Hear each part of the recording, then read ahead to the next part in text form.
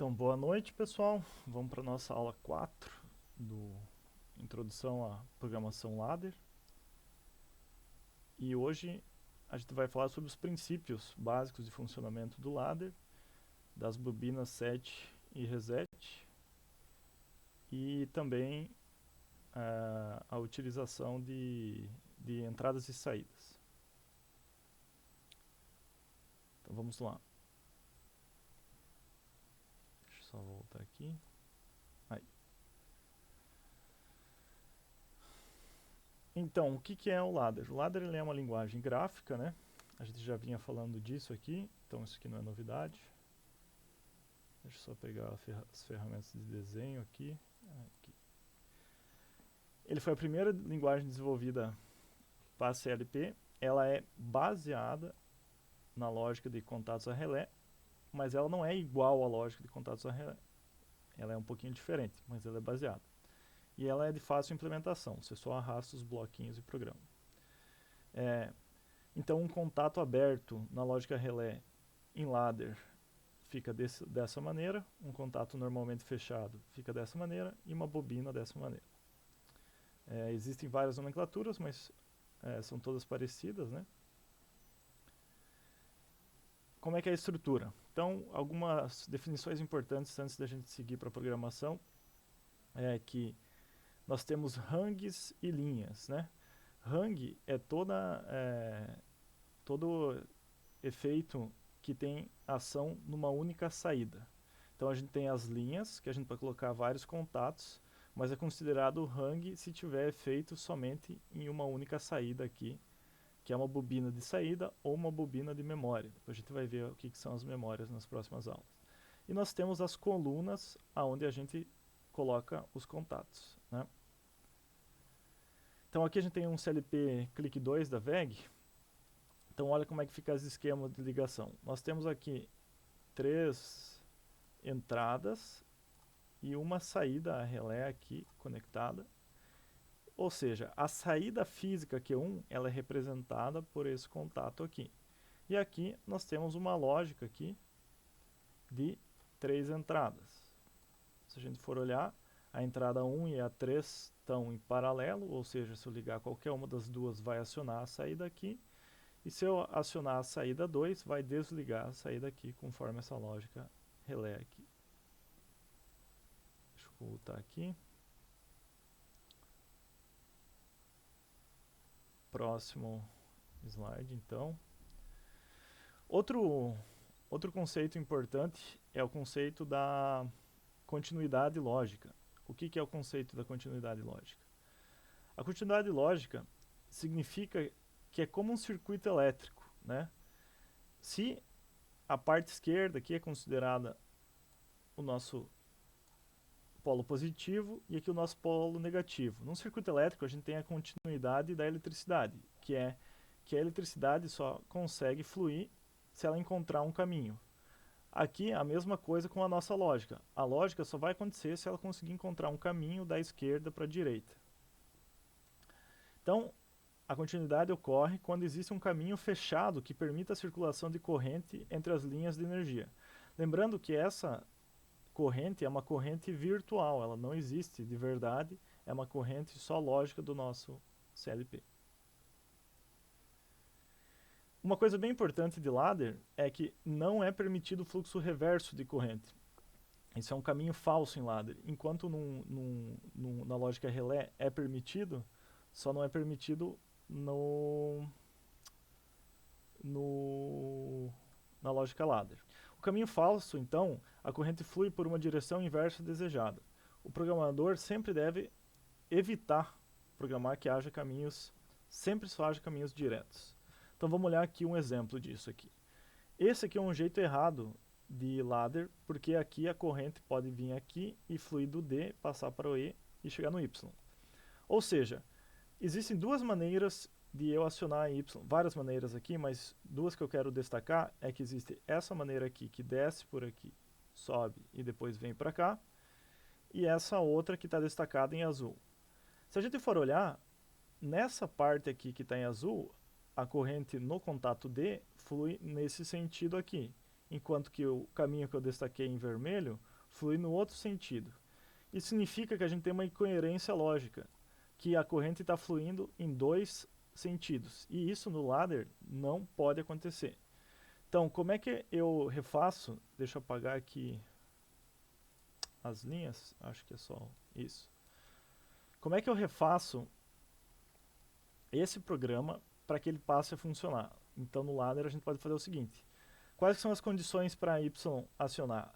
Tem que estar passando por A, B e C, é o que acontece aqui, por D e E, ele vai acontecer também, ou está passando por F, D, B, C, está aqui F, D, B, C, e aí aciona Y, ou pode vir ainda por esse último caminho aqui, que é F, e acionar Y, que também está retratado aqui.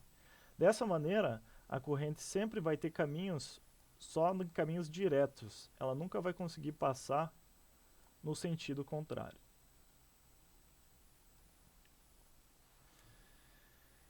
Outra grande vantagem de usar ladder, porque ao contrário de um contator, né, um contator você tem a bobina, você tem os contatos principais e os contatos auxiliares. Ou um contator auxiliar, né, existe também o relé auxiliar, que daí você usa os contatos para fazer manobras elétricas. Você tem um número finito, ou seja, esses contatos acabam. Vou mostrar aqui um relé auxiliar.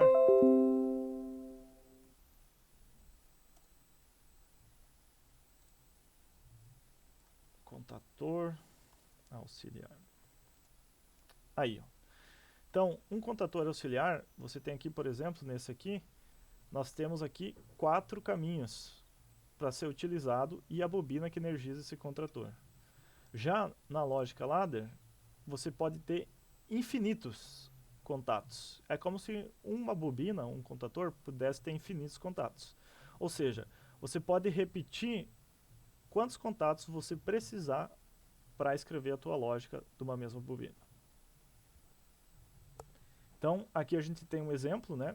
Aqui é tag, então, para quem não sabe, são as variáveis que a gente vai dar nome, que a gente quer acionar no nosso processo. Por exemplo, um botão para ligar um motor pode ser uma tag, um botão para desligar pode ser outra tag e assim por diante. E a bobina, por exemplo, pode ser o motor aqui. Então vamos olhar aqui. A tag 1 aqui está acionando a tag 2. Mas eu tenho dois contatos da bobina 2 aqui, nas outras lógicas aqui da tag 5 e da tag 7. Se eu tivesse 10, 1000, quantos forem as linhas, desde que não ocupe toda a memória do CLP, eu posso utilizar infinitos contatos dessa bobina aqui. Então, nesse caso aqui, essa lógica, quando eu coloco um contato normalmente fechado nas outras hang aqui, nós temos outras duas hangs, o que isso está fazendo? Essa linha aqui, quando ela é ativada, né, quando esse sinal aqui for acionado, porque aqui foi acionado, né, vai ter um fluxo aqui de corrente contínua, virtual, de continuidade lógica, perdão, e aí vai ser acionado esses dois contatos normalmente fechados. Quando eles estão acionados, esses contatos abrem, eles ficam sem permitir a passagem. Ou seja, eles não vão deixar acionar essas duas saídas aqui. Isso significa, esse tipo de lógica é o que a gente chama de intertravamento. Deixa eu ver se eu consigo colocar aqui. Isso aqui é o que a gente chama de intertravamento. Quando você coloca um contato de uma bobina para travar o contato das outras. Próximo slide, então. Também é permitido no ladder eu repetir os contatos de entrada. Então, por mais que eu tenha lá no CLP, deixa eu voltar a imagem aqui antes, uma entrada só aqui, que está conectado, digamos aqui, uma botoeira de acionamento, eu posso usar essa entrada inúmeras vezes.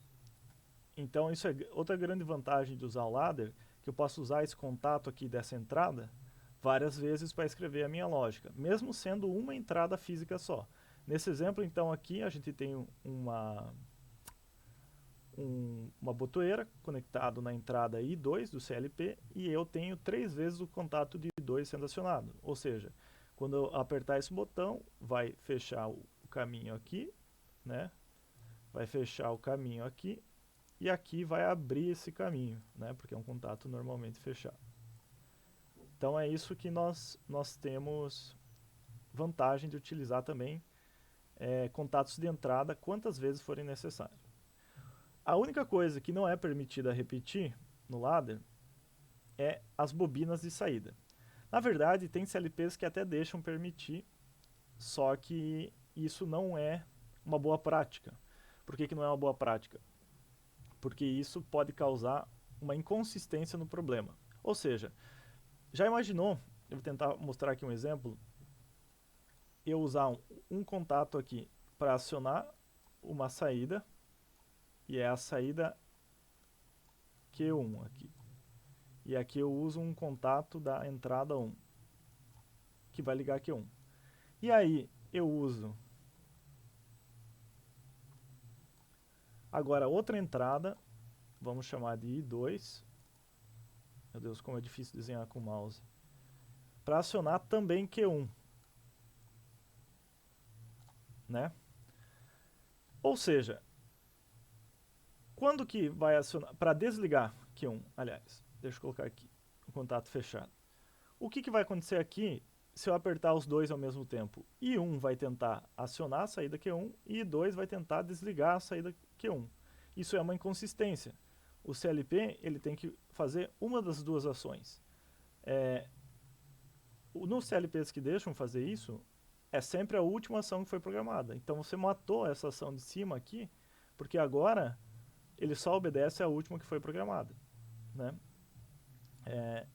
Por isso que normalmente os CLPs não permitem repetir bobinas, porque isso é uma inconsistência de programação. Então vamos olhar aqui, aqui tem um exemplo incorreto, né? Eu tenho a saída 1 e a saída 1 com a mesma tag aqui, a mesma etiqueta vinculada a elas. E aí aqui está sendo acionado por essa entrada 00 e aqui está sendo acionado pela entrada 01, né? Então isso aqui é uma inconsistência de programação. Como é que eu faço para que essa lógica aqui funcione, eu corrige ela? Eu posso fazer um caminho paralelo e continuar usando a mesma bobina. Sem contar, pessoal, que isso é muito mais fácil de se entender, né, quando a gente tem somente uma saída. Porque geralmente o que interessa é a saída, porque é onde a gente conecta as coisas que vão interferir na nossa automação, que vão ligar o motor, ligar os atuadores do nosso processo. Então você vai olhar lá, o que está fazendo que o motor não está partindo? Aí você olha só em um local, lá na sua programação, quais que são as condições que fazem aquele motor funcionar ou não. Então temos isso. Então o que é um relé interno? Então sempre que vocês olharem relé interno, ou bobina virtual, a gente está falando de utilizar uma memória. Nossa, como é difícil. Então, a memória do nosso CLP. Isso é o que a gente chama de bobina virtual. O que é uma bobina virtual? É um lugar para você armazenar a tua informação de maneira temporária, mas ela não está associada a nenhuma saída física. Ou seja, essa bobina aqui, a M00, serve para tu acionar coisas dentro da tua lógica, mas não serve para acionar uma saída propriamente dita do CLP. No caso aqui, olha só como é que funciona essa lógica. A entrada 1 está acionando a memória 0 e a memória 0 está acionando a saída 01. Aqui não precisaria fazer isso, mas se eu quisesse acionar duas saídas com uma entrada só, eu poderia usar dois contatos da entrada, ou eu poderia utilizar aqui agora um paralelo aqui e colocar outra bobina, que é a Q 0.1, por exemplo. Não vou conseguir fazer o desenho aqui porque é muito difícil. Mas vocês entenderam a ideia.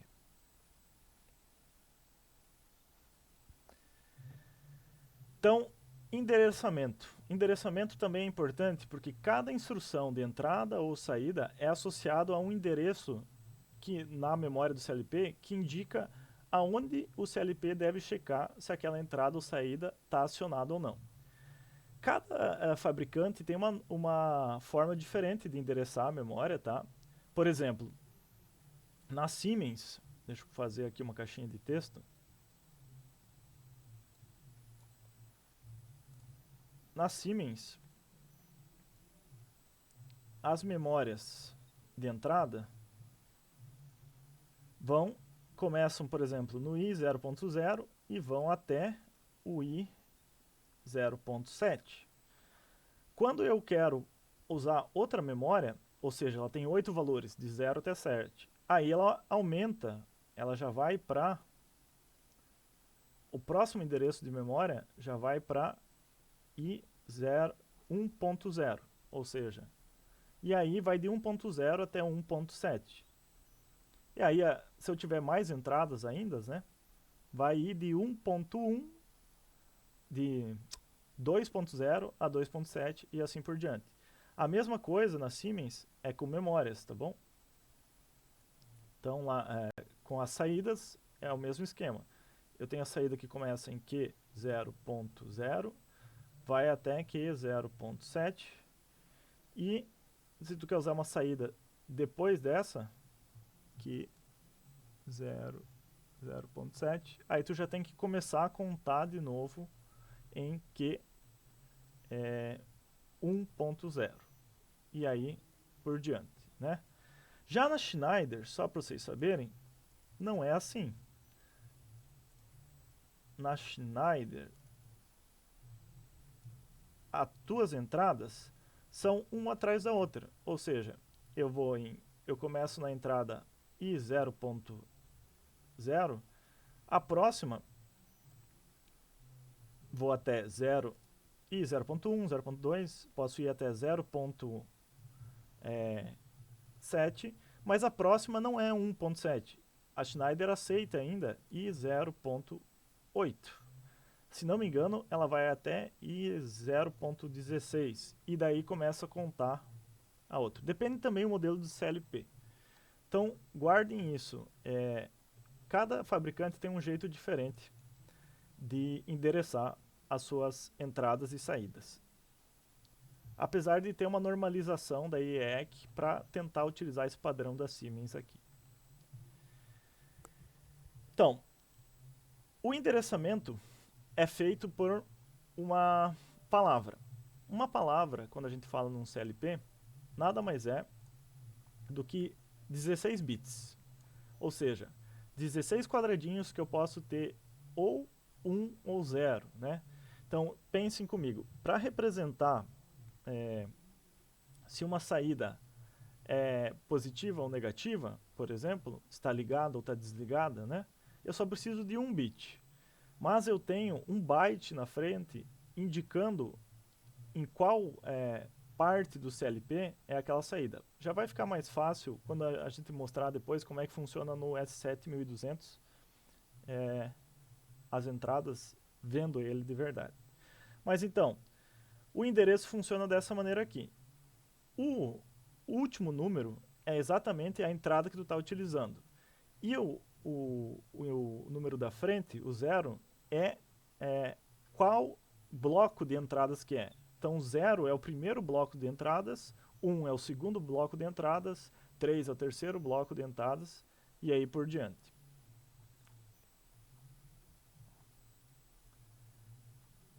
Deixa eu mostrar já então a foto do S7200 aqui. S7200. Deixa eu ver um aberto aqui, sem as placas. Vamos colocar aqui, Open It. Aqui, ó. Aqui um S7200 aberto. Então deixa eu abrir essa imagem numa guia nova aqui. E ficou pequeno. Deixa eu abrir aqui.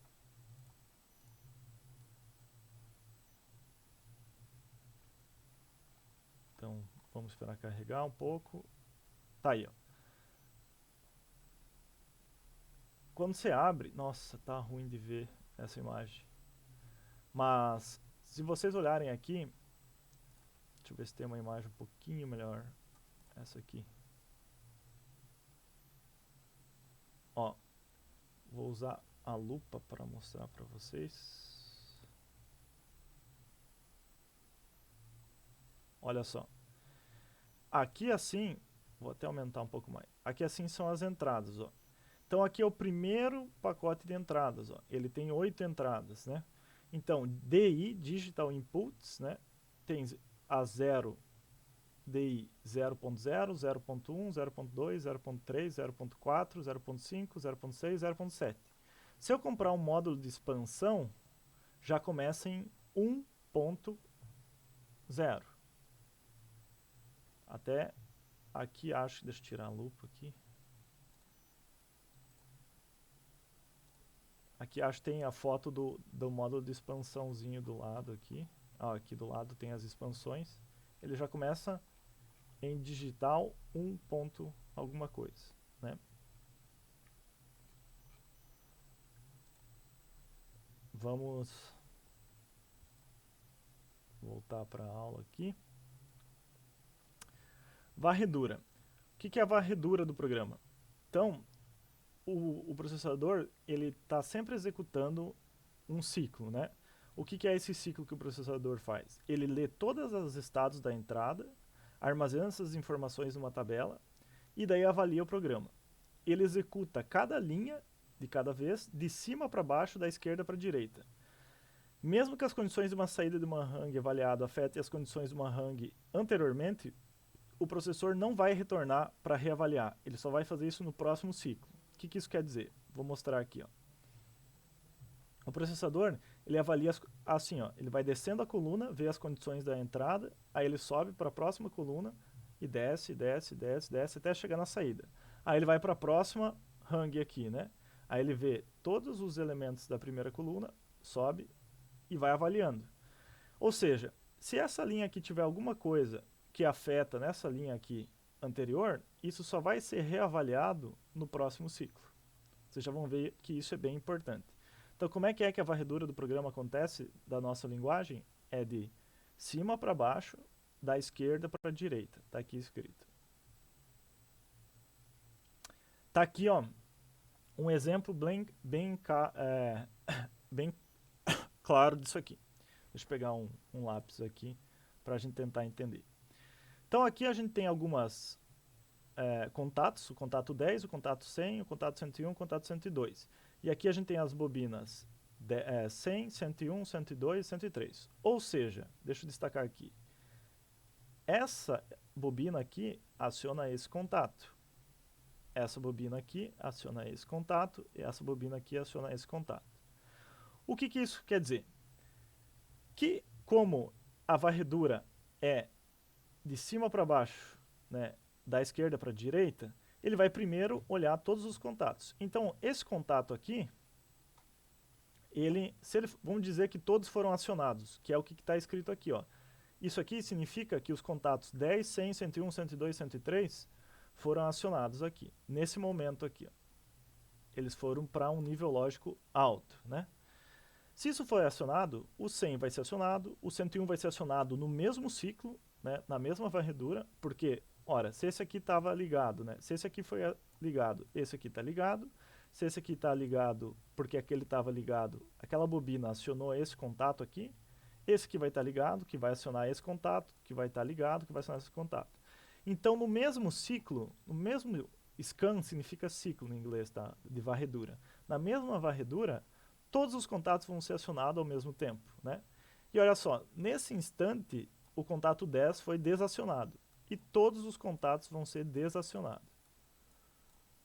Então, tudo acontece ao mesmo tempo, se tiver nessa ordem. Agora vamos inverter essa ordem para ver o que acontece. Vamos para o próximo slide aqui. Deixa eu trocar aqui. Olha como é bem diferente se a gente não respeitar essa ordem, fazer de maneira invertida. Então, olha só. Agora o contato do 102 está antes. O contato da bobina 101 está antes da bobina 101. E o contato da bobina 100 está antes da bobina 100. O que isso significa? Se eu acionar tudo isso aqui, quer dizer, essa aqui só é acionado quando isso aqui é acionado. No primeiro ciclo, esse aqui não vai estar acionado, ele vai checar daqui para cima, então deixa eu pegar uma caneta aqui. No primeiro ciclo, como ele faz a checagem daqui para cima, né, de cima para baixo, Esse aqui não está ligado, porque aquela bobina não acionou para bater esse aqui. Esse aqui também não está ligado, porque aquela bobina não foi acionada para bater esse aqui. Então, no primeiro ciclo, o único que vai estar acionado, que é o 10, vai acionar o 100. E é o que acontece aqui, ó. O 10 aciona ao mesmo tempo que o 100. Aí ele vai fazer uma nova varredura. Agora é minha segunda varredura.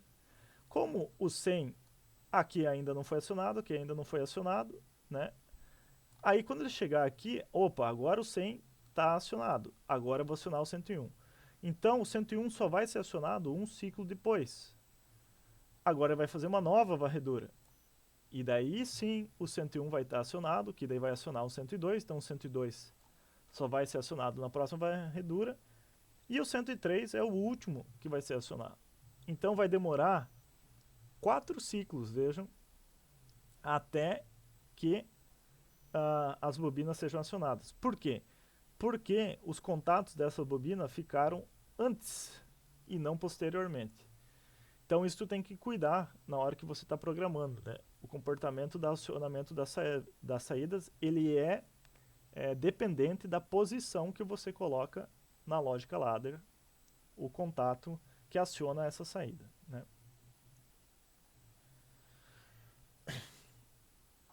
Vamos falar agora de lógica de autorretenção. O que é autorretenção? Autorretenção é você conseguir manter uma saída energizada mesmo quando a entrada for desligada. Ou seja, você setar ela. Já ouviram essa palavra setar? Setar fica acionado mesmo que a entrada já tenha sido desacionada. Então, autorretenção. Então aqui, por exemplo, a gente tem uma lógica de um selo. Essa é uma lógica bem importante, olha só. Isso aqui é o típico de uma partida direta. Ó. Isso aqui, deixa eu colocar então, é uma partida direta do motor. O que acontece com uma partida direta? Na partida direta tem um botão que liga, só que se tu só coloca um botão que liga acionando a saída do motor, tu tem que ficar apertando o botão para ele ficar ligado. O que você faz? Você pega um contato da saída que aciona o motor e coloca em paralelo com aquilo, né, com aquilo que faz acionar ele. Ou seja, no primeiro ciclo vai acionar, o botão desliga está desacionado, né? Então ele não está aqui ele está deixando passar, né? Ele não está aberto aqui está fechado, porque é um contato fechado.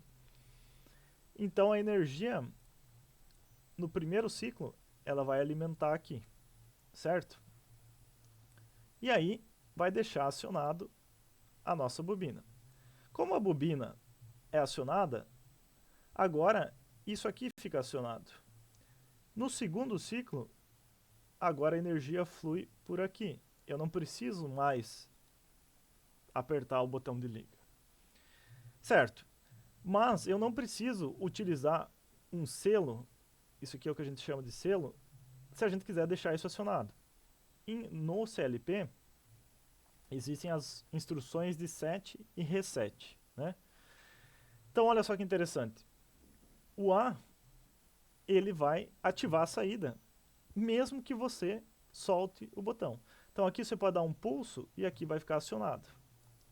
O B, o R, vai resetar a saída, então vai desligar. Então um set sempre liga a saída e um reset sempre desliga a saída. E vai manter desligado até ser acionado de novo. Então fica uma lógica bem mais simples, bem mais visual, né? Um botão aqui que liga e um botão que desliga, o A e o B, está resolvido o problema. Deixa eu ver aqui. Detecção de borda, outra coisa muito importante. O que é uma detecção de borda? Deixa eu voltar uns slides e mostrar para vocês o que é uma borda. Então, se meu botão está desativado, a gente diz que ele está num estado desenergizado, que aqui no nosso gráfico, se a gente olhar, é como se ele fosse um estado baixo. Aqui é o 0, que é desligado, e aqui é o 1, que é ligado. Quando você aperta um botão, ele vai para um estado lógico alto, que é um ligado ou um on. Essa transição entre ligado e desligado ou ligado e desligado é o que a gente chama de borda. Essa aqui é uma borda de subida, porque ele vai de 0 para 1, e essa é uma borda de descida. E existem situações que detectar a borda é mais importante do que detectar o estado de um botão em si. Vou dar um exemplo. Se você fizer um comando que é o seguinte: você quer utilizar o mesmo botão para ligar ou desligar. Então você tem que verificar o estado do motor e se o botão for pressionado. Para você detectar se o botão for pressionado, você não está interessado se o botão está apertado ou está solto. Você quer saber se ele teve se ele foi pressionado ou não, né? Então é mais interessante você detectar essa borda. Outro exemplo, acho que um exemplo mais fácil por exemplo, você faz um programa aqui que a lógica é a seguinte: é um botão que inverte. Aqui existe uma instrução que é o toggle, que é a inversão de um bit, né? Podem procurar depois. Toggle significa inverter um bit. Inverte uma saída. Então tu liga aqui na minha saída. Ou seja, se a minha saída está ligada, ele vai desligar. Se a minha saída está desligada, ele vai ligar. Ou seja, ele inverte o estado dessas coisas, né? Então, ele não precisa saber se está ligado, se está desligado, ele só vai ficar invertendo essas coisas aqui, vai ficar nesse ciclo. Se você programar sem uma detecção de borda, e você ficar apertando esse botão aqui, e isso aqui for um relé, por exemplo, lá na saída, vocês vão ver que fica... como se, o relé vai ficar batendo assim. Trrr. Por quê? Porque o CLP é muito mais rápido do que o nosso ato de apertar o botão. E aí o que, que vai acontecer? Enquanto você deixou o dedo apertado, o CLP fez um monte de ciclo e inverteu várias vezes a saída.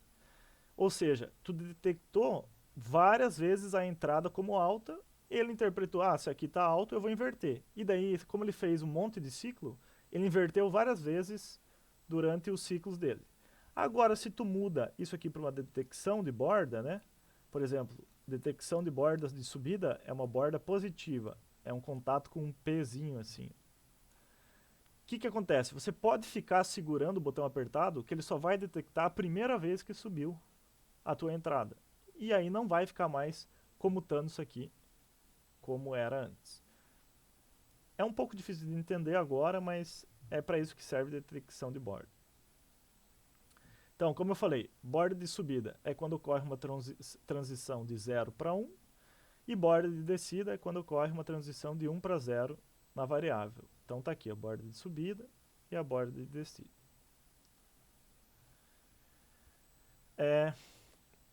Então, o contatinho também pode ser uma seta para cima ou uma seta para baixo. Seta para cima é borda de subida ou borda para baixo. Então, ação impulsional. O contato fica ativado pelo período de apenas um ciclo de varredura, né? Então, isso aqui é importante porque quando eu fizer a varredura aqui, eu tenho, por exemplo, 4 ciclos, né?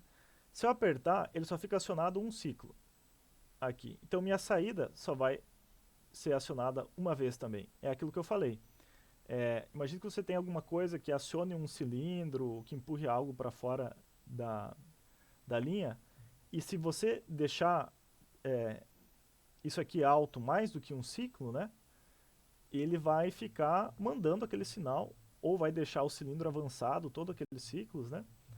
Então aqui ele vai funcionar exatamente de uma maneira muito rápida, só enquanto for um ciclo. Não vai funcionar depois. Isso aqui também tem também, então a borda de subida é o contrário, só vai acionar, então aqui o que vocês têm que perceber desse slide, que a borda de subida só aciona e funciona durante um ciclo na hora que eu aperto para ligar, né? E daí ela já desliga, e aí logo a saída desliga também, mesmo que o ciclo, a entrada ainda continue alta durante 4 ciclos. Quando a entrada desligar, aí ela vai ficar, aí ela vai acionar por um ciclo e depois vai desligar. Então, a borda de subida, a detecção de borda de subida faz isso, a detecção de borda de descida faz isso também, mas só quando o botão desligar. Então aqui é o estado da entrada A, né, que seria o nosso botão, por exemplo. Também tem símbolos diferentes para cada fabricante, né? Então tem P, N, ou para cima ou para baixo, né? Também nós temos bobinas, né? Então saídas que detectam uma borda de subida, uma borda de descida, não é só para entrada. Não é só para o contato. E normalmente os CLPs eles têm contatos, né, específicos para detecção de borda. Mas você também pode implementar uma da seguinte forma. Isso aqui se comporta da mesma maneira como a detecção de borda, se não tiver implementado num CLP. Tu usa uma memória. Ou seja, vocês vão ver na Siemens, depois eu vou mostrar, se tu quiser utilizar a detecção de borda, ele sempre vincula uma memória. Por quê?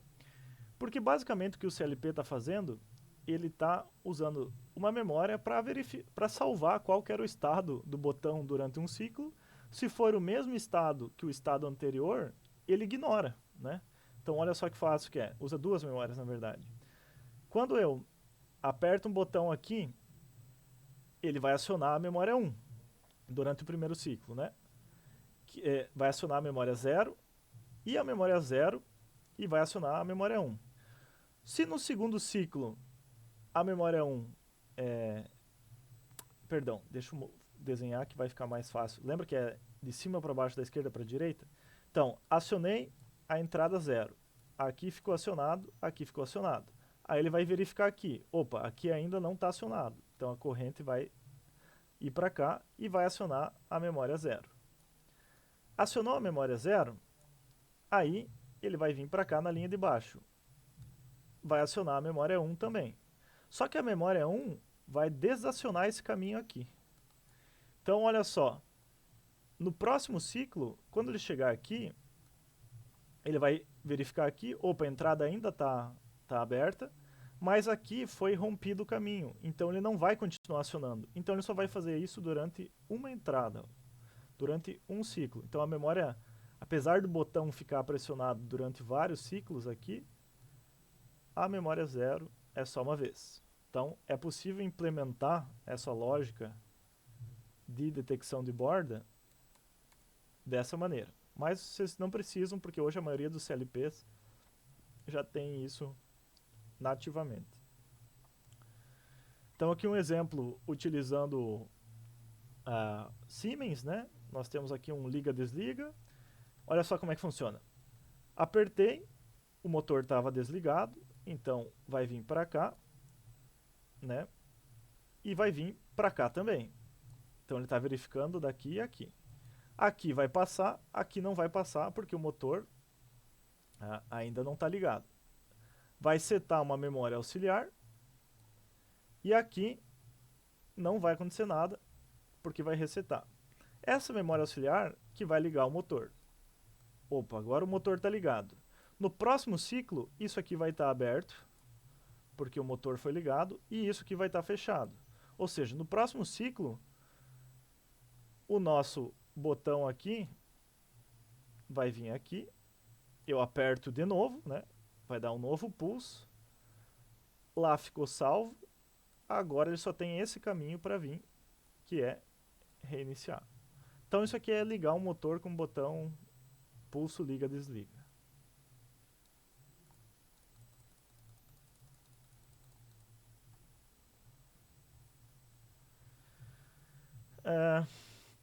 Então, leitura de entradas, né? Então, uma coisa que a gente tem que tomar cuidado, que eu já falei nas outras aulas, é entender que a chave externa e o contato interno são coisas diferentes, né? Então aqui vamos olhar uma chave externa que é normalmente aberta.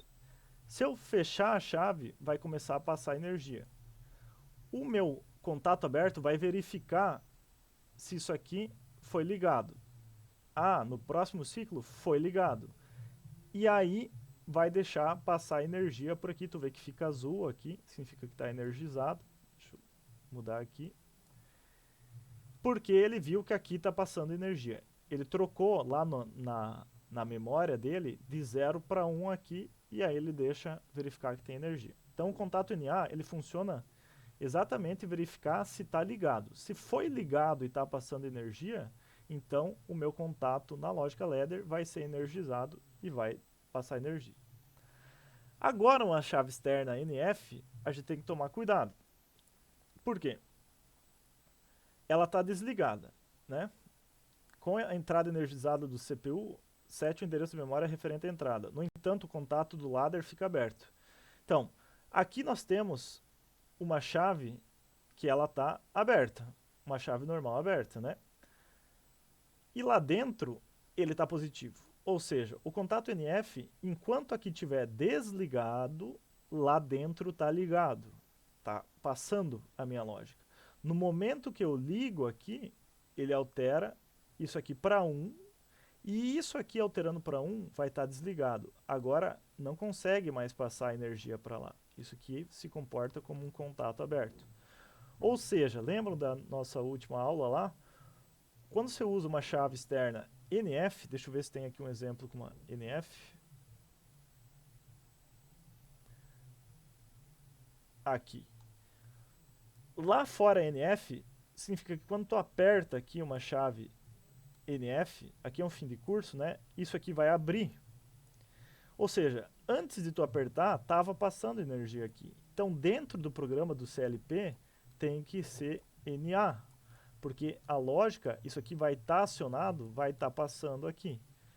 Você quer romper alguma coisa, aí, quando você apertar aqui, quando o fim de curso bater, ele é um fim de curso NF, vai parar de passar energia aqui. E daí, se lá for um contato NA, ele vai verificar que não passa energia, então não vai passar energia também.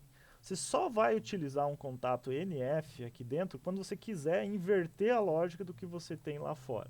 Então, vamos ler aqui, ó. Um contato NF do CLP só permanece assim se sua entrada não estiver energizada. Se utilizar uma chave NF e um contato também NF, o funcionamento passa a ser um NA. Olha só, se aqui ao invés de ser esse contato NA fosse um contato NF, olha só o que está acontecendo. Ele verifica se aqui está desligado, né? Opa, aqui está desligado? Não, está ligado, está passando energia. Então ele vai abrir, ele vai ficar aberto. Então a minha lógica vai ser assim. E não vai passar energia para cá, porque aqui vai estar aberto, porque ele abriu. Então, quando tu usa uma chave externa NF e um contato NF, você está cancelando o NF. Está virando um contato NA. Então, quando você quer utilizar uma chave externa NF, você tem que usar um contato NA dentro da lógica, senão você vai estar cancelando a lógica NF da chave externa. Uma função NOT, então, é você mudar a lógica de entrada aqui. Então, o que é uma função NOT, por exemplo? Vamos ver aqui. Quando eu aperto,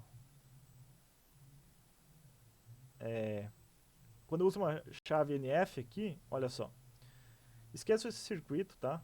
Vamos pensar só na lógica aqui. Isso aqui, tanto faz, é uma função NOT. Porque o que é? Se eu apertar o botão lá fora, vai desligar isso aqui. Então, se eu apertar a minha chave A aqui, isso aqui vai abrir. Né? Abrindo, não passa mais corrente aqui. Então, já não passa mais corrente. Essa bobina é uma bobina NOT, uma bobina barrada. O que significa? Se você não vai acionar a saída L aqui, que é a lâmpada. Se você deixar desse jeito aqui, usar uma bobina NOT aqui, uma bobina barrada, o que acontece? Quando tu apertar aqui, isso aqui se comporta de maneira contrária. Então, apesar de passar aqui, a bobina não vai ser acionada. Existe isso também. Então, tanto faz esses dois jeitos, é a lógica NOT. O que é NOT? É inverter o estado da tua entrada, né? Então, a lógica E. A lógica E, você coloca dois contatos em séries. Para acionar a saída, você precisa que os dois sejam acionados para que ela funcione. A lógica OU, qualquer um dos dois aciona a saída. Então você coloca eles em paralelo. Então, se a energia passar por aqui ou passar por aqui, vai funcionar. Se passar pelos dois, também vai funcionar. E como é que a gente transforma um circuito a relé na lógica ladder? Basta transformar as colunas em linhas. Então, olha só. Normalmente, por questão de boa prática, a gente sempre coloca as condições que desligam as pós na lógica ladder, as condições que ligam. Que daí você sabe que na primeira coluna ou na segunda tem as coisas que ligam e depois são tudo que faz desligar o motor lá, por exemplo. Então aqui, olha só. Isso aqui era uma botoeira desliga NF, né? A lógica dela tá assim. Só que lembrando, isso aqui é a conversão lógica. A gente está transformando uma lógica em outra lógica. Se você for ver uma conversão de aplicação, né? Lembrando, esse contato de desliga aqui, se essa chave for uma desliga NF na vida real, ela tem que ser uma chave NA, porque já vai estar sendo acionada, já vai estar sendo detectada. Aí ela vai funcionar do jeito que você quer, tá bom? Então, ó, é só pegar aqui, o que liga é esse contato aqui, o que desliga também é um contato do contator, do motor, e a bobina K1 aqui vira um contato aberto com uma tag escrito motor. E aqui desliga, fica esse contato NF. E essa é a lógica. Então você não está mais usando uma botoeira NF lá. Quando a gente passa para um CLP, a gente pode ter todos os botoeiros NA se quiser e ajeitar tudo aqui na lógica, né? Mas lembrando, se tu tem a botoeira NF, aí aqui precisa ser NA, senão você vai estar cancelando o NF. Isso é muito importante. Só tem uma coisa que não dá para fazer em ladder. Enquanto na lógica relé você pode ter um contato que une dois contatos aqui na vertical, né? Em ladder, esse contato aqui não vai poder ser feito. Você tem que tentar fazer ele de outro jeito. Então, como é que a gente converte? A gente olha para as saídas e vê tudo que faz acionar uma saída. Então, A aciona a saída 1, está aqui A acionando a saída 1. O caminho B aciona a saída 1, está aqui B acionando a saída 1. O caminho C passa por D, também aciona a saída 1, também aciona. Então, tu coloca C, D, aciona a saída 1. Mesma coisa para o outro aqui, né?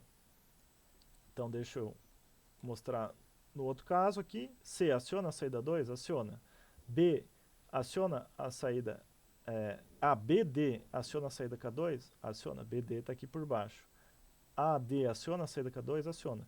Então, infelizmente, em ladder, a gente não pode pegar esse contato D aqui e juntar ele aqui na outra lógica lá com uma conexão. Você tem que escrever dessa maneira aqui para manter aquele fluxo direto, não ter fluxo reverso no nosso programa. Lembre que vocês têm que sempre manter o fluxo direto. Vamos ver esse último exemplo aqui. Então, aqui a gente tem vários caminhos que acionam a saída 1, né? Então, isso aqui eu não sei, tá? Isso aqui pode ser fim de curso, pode ser qualquer coisa que fazem a nossa lógica. Então, um caminho que aciona o motor 1 é o caminho AD. Então, tá aqui ele, AD. Tá certo? Vamos ver outro caminho. O caminho BE aciona K1. Tá aqui o caminho BE, vai acionar K1 também. O caminho BCD aciona K1. BCD aciona K1. O caminho ACE também aciona K1. Então, ACE também aciona K1. Veja que eu poderia fazer desse jeito aqui, né? Tá certo também, BCD e BE aciona K1, BE aciona K1. É a mesma solução para transpor essa lógica elétrica em lógica ladder. A gente dá preferência ao que for mais legível. Se vocês pararem para olhar, a solução 2 ela tem menos contatos, mas ela é um pouquinho mais difícil de entender o que faz acionar K1. Tu tem que fazer os caminhos aqui para ver, né? Já a solução 1, ela tem bem mais contato. Como contato não é problema num CLP, ela é bem mais fácil de entender. Aqui tu sabe todas as condições que fazem ligar a saída K1. A e D ligam a saída K1, B e E ligam a saída K1, B, C, D ligam a saída K1, A, C, E também acionam a saída K1. E qual que é a mágica do CLP? Que depois, se eu não quiser que um contato desses acione K1, por exemplo, E, você só vai lá e apaga essa tag e isso aqui deixa de existir. Ele vai apagar em todos os lugares para você no programa, tá? Então vamos ver isso, como é que isso é feito na prática, de verdade. Então vamos abrir o nosso... Eu tive que trocar de computador para mostrar para vocês como é que é feito na prática. Eu tenho aqui então, deixa eu mostrar na câmera, um CLP, uma bancada didática, aqui, né? Com um CLP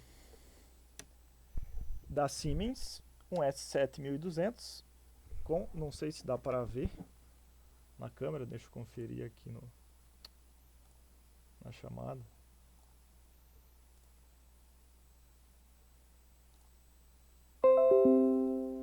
Então aqui, na verdade eu vou pegar a câmera e colocar bem perto aqui. Então nós temos aqui um CLP S7200, CPU 1214, DC, DC, DC, ou seja, quando eu falo DC, DC, DC, significa que ele é alimentado com corrente, onde é que diz aqui, ó. Ele é alimentado com corrente contínua, as entradas são corrente contínua e a saída é corrente contínua também. E isso aqui, ele tem ainda um módulo de expansão aqui para mais saídas digitais e ele tem também um cartão de saída analógica aqui, que é esse cartão que coloca em cima. Para eu ver onde é que estão, deixa eu colocar aqui de novo, eu abro aqui, ali abre assim as aletas, né? E aí tu consegue ver ali onde é que estão as entradas. Então o que vamos fazer? Eu vou abrir aqui o programa que a gente usa para programar esse CLP. Vamos escrever uma lógica ali. Vamos ver se ela funciona. E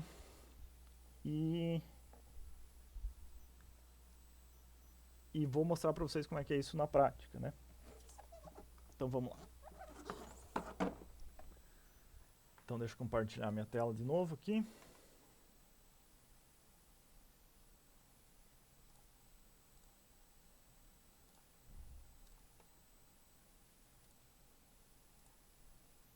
Onde é que tá? Assim. Então o programa que a gente utiliza é o Tia Portal. Aqui eu estou usando a versão 16, mas já tem versão mais nova, né? E ele é o programa da Siemens. Se fosse da Schneider, aqui vocês estão vendo na minha tela que tem coisa da Schneider aqui também, seria o ExoStructure Machine, né? Que é o antigo Soul Machine. Nesse caso aqui, depois eu vou mostrar o da VEG também ali do Click 02 Edit, que ele é de graça. No caso da Siemens, esse software ele é pago, né? É uma licença bem cara, né? Tá em torno de uns 3 mil reais a licença, só da versão para programar básica, assim, né? E a gente...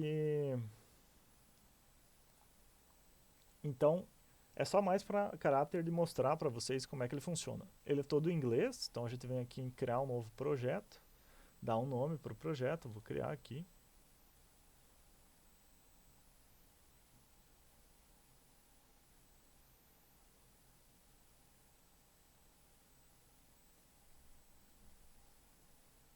Ele é um pouquinho demorado porque ele está instalado em umas máquinas não muito boas aqui. Eu vou pedir para instalar o Tia Portal versão de testes na máquina que eu uso aqui para a aula de vocês. Então tem que esperar um pouquinho.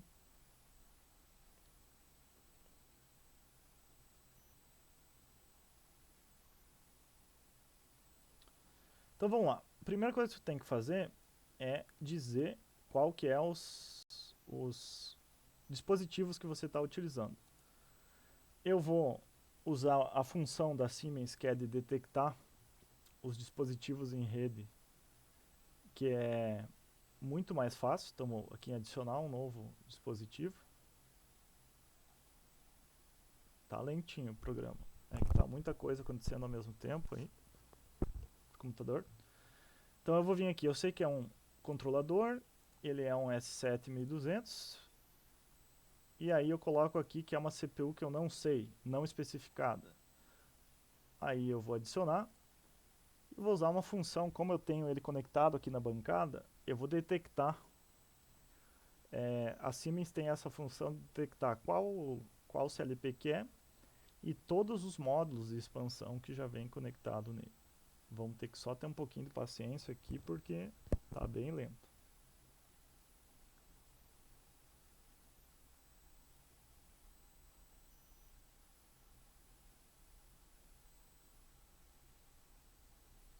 Então aqui ele já dá uma mensagem que não achou um dispositivo especificado.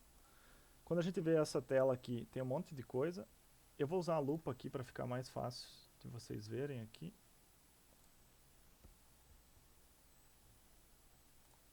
Aí.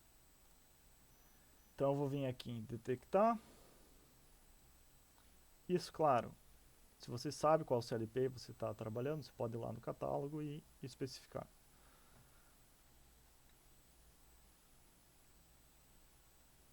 Aí ele vai abrir uma janela para eu conectar no CLP. Eu sei que o meu CLP está conectado via cabo na placa Ethernet do computador. Então eu vou começar uma busca aqui. Ele achou aqui um CLP.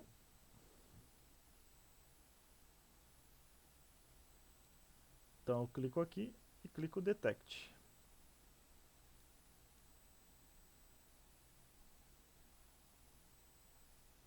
Sim, ele pediu, falou que precisava estar no mesmo faixa de IP, o CLP, para poder fazer isso. Daí ele vai mudar o IP do CLP. E eu falei que sim. Ele falou, tudo bem, então vamos lá.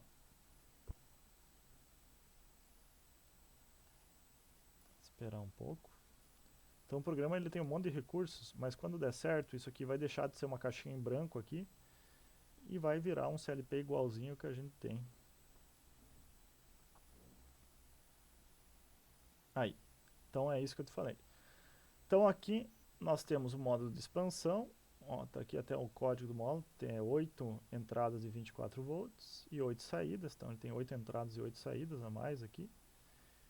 Aqui está o outro cartãozinho de entrada analógica. Aqui, uma de saída analógica, uma saída de 12 bits aqui. E está aqui o nosso CLP.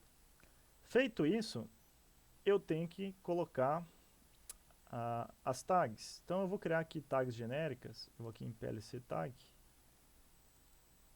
Vou mostrar todas as tags aqui, ele ainda não tem nenhum. E aqui eu dou o nome. Eu vou chamar de ABC igual ao nosso exemplo aqui. Deixa eu pegar o nosso exemplo aqui. Opa. Então nós temos A, B, C, D, E e ainda uma saída K1. Então vamos fazer desse jeito aqui. Vamos colocar aqui A. Aí ele pergunta que tipo de variável que é. Booleano, lembra que a gente viu lá, é uma variável que está ou ligada ou desligada. Ele já vinculou aqui na entrada 0, tá? 0.0. Eu não vou usar essa entrada porque eu quero usar uns botões da bancada e depois eu vou mostrar aqui para você. Esses botões não estão na 0.0. Olha só, elas estão na B0, B1, B2, B3, B4, B5 e daí depois vão para C. Então eu sei que o B significa que é no 1.1 endereço de memória, porque é o segundo bloco de memória. O B é o segundo bloco. Então eu vou vir aqui e vou escolher o 1.0. Então, endereço 1.0 para a primeira entrada. Beleza. Então agora aqui eu vou fazendo as outras. B E ele já vai preenchendo aqui na ordem, ó. Isso facilita muito. D, E. E aí, por fim, eu tenho K1, que é a nossa saída, né? E aí não é mais um I, como é uma saída, eu tenho que colocar em Q. Que é o lugar da memória onde é que é a saída. E para eu usar uma luz aqui para mostrar para vocês funcionarem, a luz aqui está ligada na Q1.0. Então, tá certo. Muito bem. Então vamos fazer aquela lógica lá para a gente ver isso aqui. Para programar, você vem em Program Blocks, tem o programa principal, você pode programar dentro de uma função, eu vou fazer dentro do programa principal.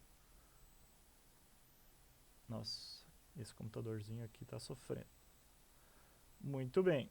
E agora é só arrastar a nossa lógica lá. Então vamos ver como é que era a nossa lógica, né? Era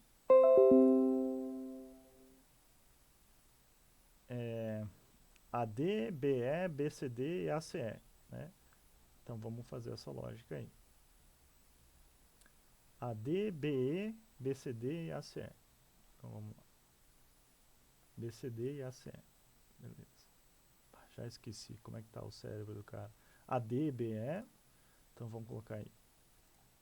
Aí é só arrastar assim, ó. Aí coloca A. Ele já puxa aqui. Aqui D. Já puxa aqui. Aí aqui eu abro uma linha nova, ó. Aí eu coloco B. Vou clicando aqui, ele vai colocando. B.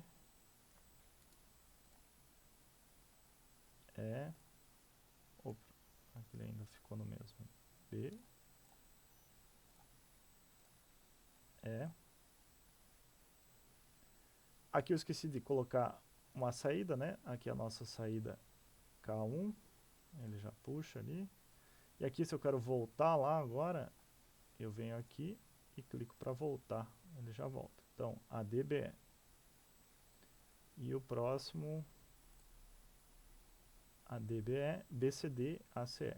Então, BCD, ACE. Então, vamos vir aqui. B, C, E. Já volta aqui para cima também. E vou abrir de novo. A, C, E, volta para cima. Então, B, C, eu esqueci de especificar aqui que era B. Ele tem que ficar entre, como é uma tag, tem que ficar entre aspas, B, C, D. Então, A,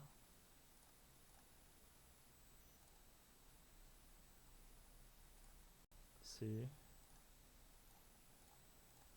E. Muito bem. Feito isso, está programado. Agora eu só baixo para o nosso CLP.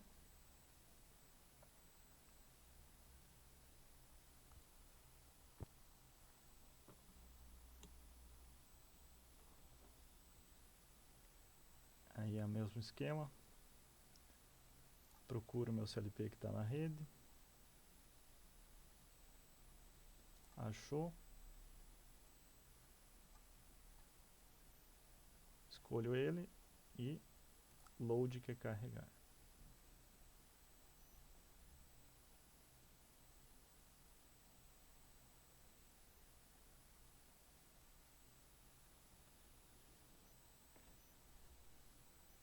Aí ele vai demorar um pouco porque o programa é bem pesado. Aqui ele diz que tem programas diferentes, as tags são diferentes, os blocos, porque já tem um programa dentro do CLP. Eu não vou sincronizar, eu vou deixar ele gravar por cima. E aí eu tenho que iniciar o meu CLP. Então eu tenho que tirar ele do stop all, parar o meu CLP que está funcionando, para carregar o programa novo.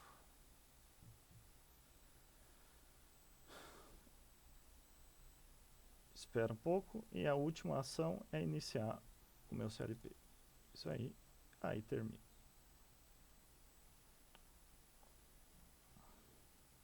Então agora, pessoal, deixa eu até tirar a lupa aqui.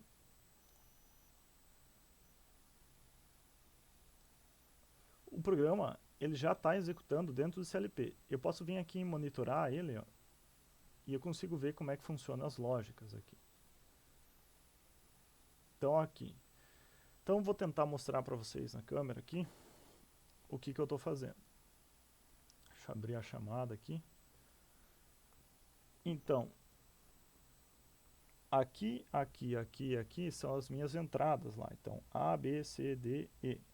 Então, vocês vão ver que se eu mexer aqui, eu tenho chavezinhas. Vai mudar o entrada lá. Ó. Quando eu mexo nessa primeira, muda o estado de A. Quando eu mexo na segunda, muda o estado de B. Quando eu mexo a terceira, o estado de C. E por fim, o estado de B. Então, se eu ligar A e D, né?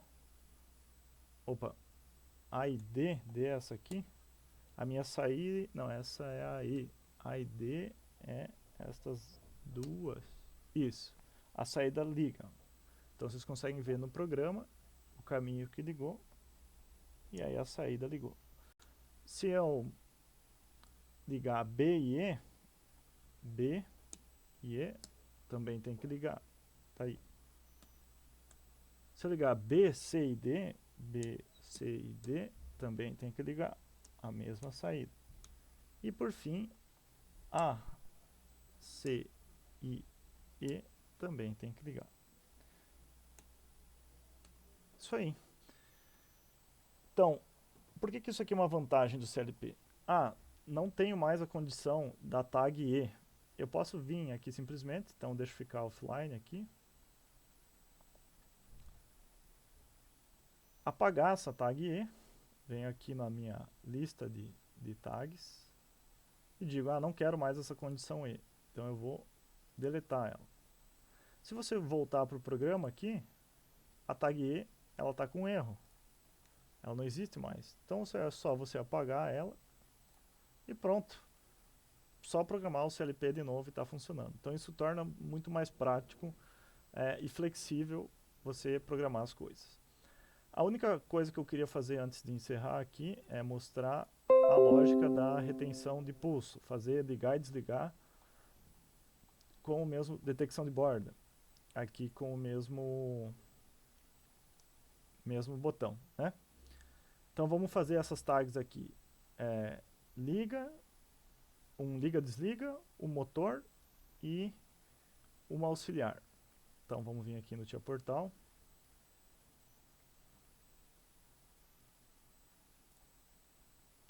Então a primeira, eu vou mudar de A para um liga, desliga.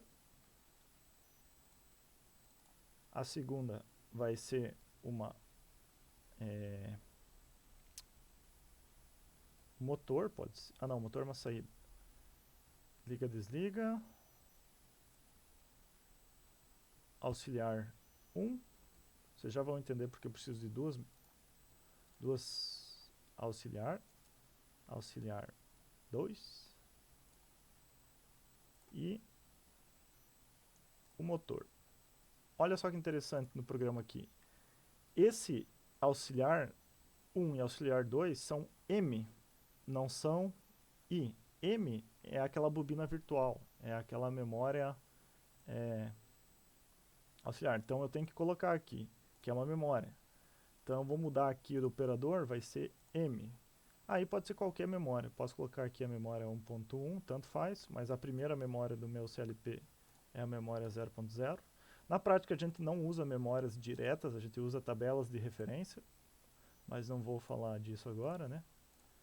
Então vou colocar a memória 0.2 aí, então a memória 0.1, aliás, 0.0, memória 0.1, tá aí, esse é o auxiliar 2. E o liga-desliga, deixa eu ver o que mais tinha, e o motor, né? Nem vamos precisar dessa D mais. Então vou mudar K1 aqui para motor. Então vamos fazer aquela lógica ali. Então eu vou voltar lá no meu programa e vamos ver. Então, vê que quando eu mudei os nomes lá, ele já mudou também. Então o liga-desliga, ele vai ser uma detecção de borda, né? De subida. Então eu tenho a inversão, que é o NOT, borda de subida e borda de descida. Então vamos colocar uma detecção de borda de subida. Veja que ele ficou com um número, deixa eu colocar a lupa de novo aqui.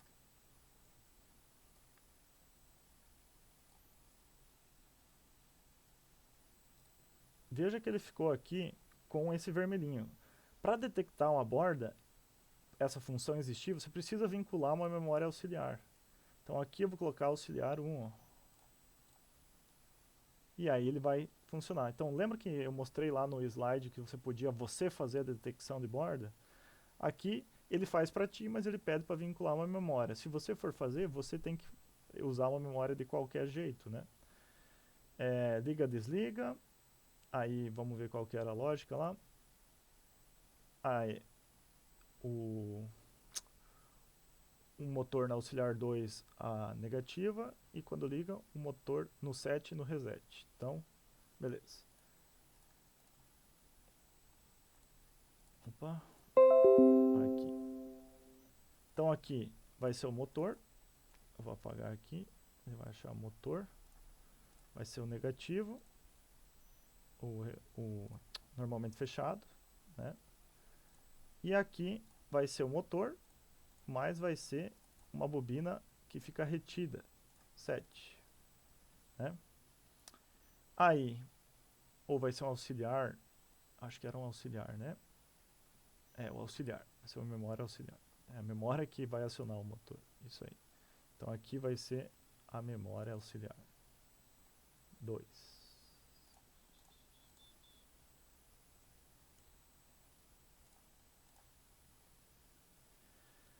Aí, esse caminho não existe mais.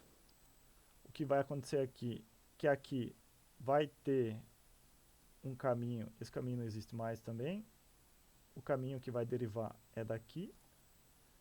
Aqui vai ter de novo um contato do motor, só que agora normalmente é aberto.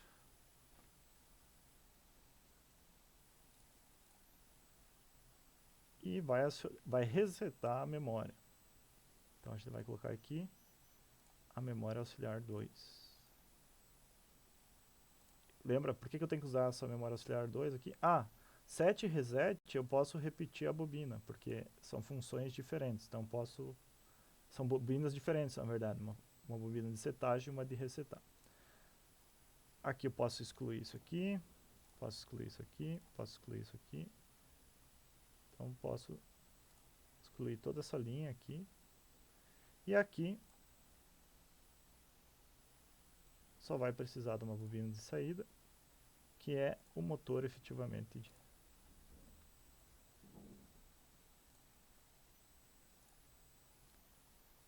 E aqui é a memória auxiliar 2, que está fazendo esse papel de acionar o motor.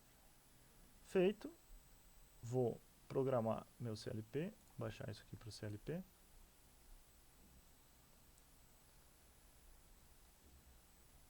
Vou carregar.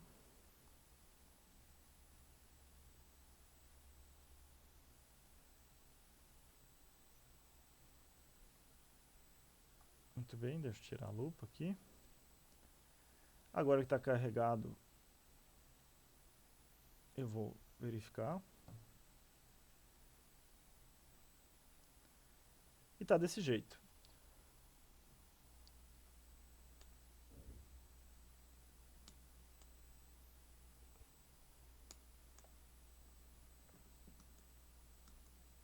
Então deixa eu mostrar para vocês aqui o que está acontecendo.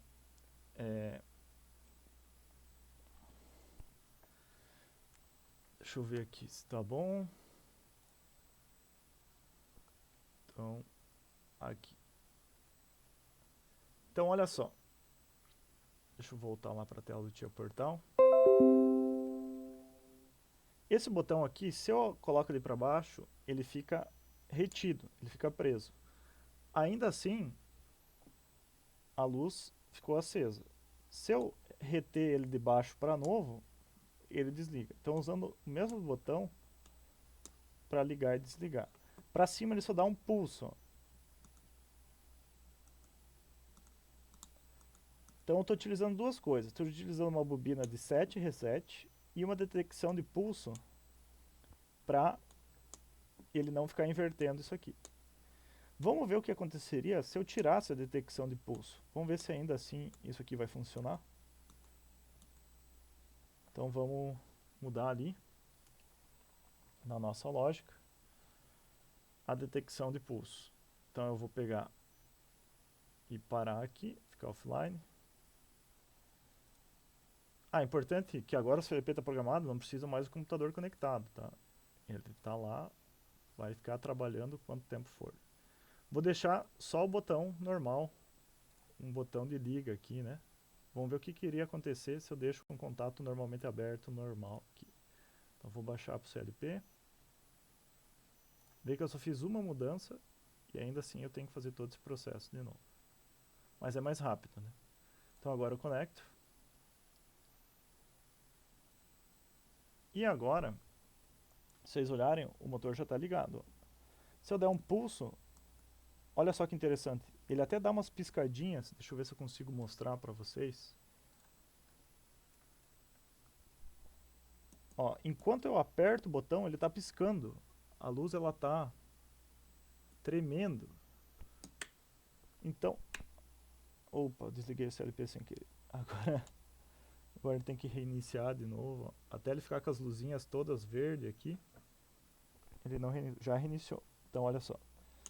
Sem a detecção de borda, agora, se vocês conseguirem ver, não sei se eu consigo mostrar, tá meio ruim de ver na câmera, mas a luz, ela tá piscando. Por quê? Porque ele está o tempo inteiro tentando acionar.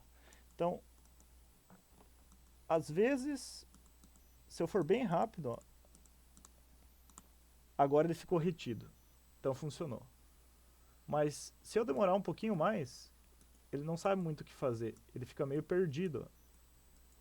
Às vezes funciona, às vezes não funciona. Então por isso que eu preciso da detecção de borda para garantir que eu pego só um pulso de um ciclo, senão ele vai tentar ligar e desligar várias vezes. Vamos ver o que está acontecendo no programa enquanto eu faço isso. Né? Então vou fazer aqui. Deixa eu verificar o programa aqui de novo. Vocês vão ver como ele vai ficar tentando ficar mudando as coisas aqui. Então, ó, olha só, se eu deixar ligado, olha só, ele fica o tempo inteiro invertendo aqui no meu programa. Então ele não sabe o que fazer, porque ele não está mais detectando uma borda. Aí eu tenho que ser bem rápido para tentar fazer funcionar. Certo? Então fica aí de aprendizado para vocês tentarem fazer isso aí. E agora, por fim, eu passei, deixa eu parar de gravar, então por hoje era isso. Interromper a gravação.